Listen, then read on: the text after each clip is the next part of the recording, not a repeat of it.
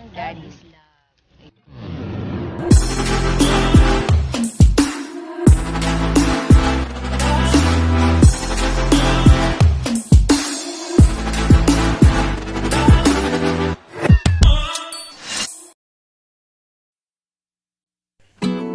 Bago tayo magbigay ng roses sa chocolate mamaya para sa ating social experiment, kailangan muna nating unahin tong ibibigay ko para sa aking magina. So, hopefully na magustuhan to ng aking magina. Ito nga po pala ang para sa aking wife at ito naman po ang para sa aking daughter. So, hopefully na magustuhan to ng aking magina.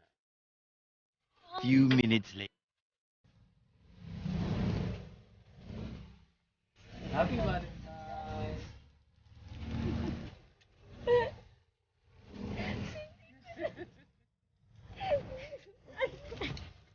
Okay na.